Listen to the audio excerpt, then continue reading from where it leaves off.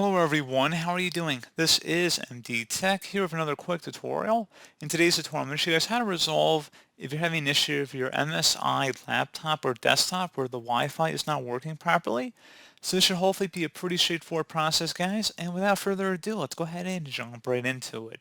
So, assuming you're having an issue connecting to the web, or you're having issues with your web browser not loading web pages for whatever website or game, in today's tutorial, I'm going to show you guys how to hopefully troubleshoot your network adapter settings, and we're going to go ahead and jump straight into it.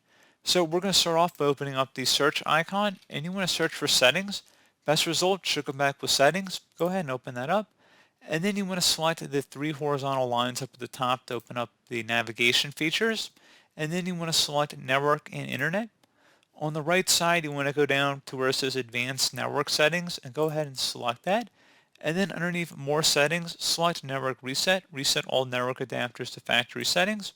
And then this will remove and reinstall all of your network adapters and set other networking components back to their original settings.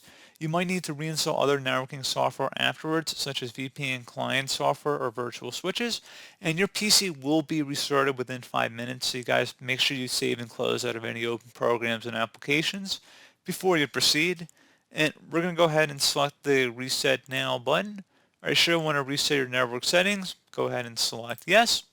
Now at this point, your PC will be restarted within 5 minutes, but we're going to take some initiative here and close out of everything and restart our computer manually.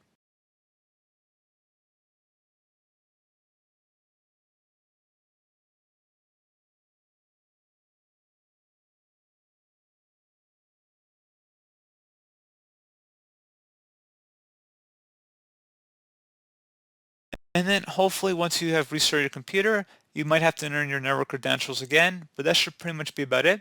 So pretty straightforward process, guys. Do hope I was able to help you out, and I do look forward to catching you all in the next tutorial. Goodbye.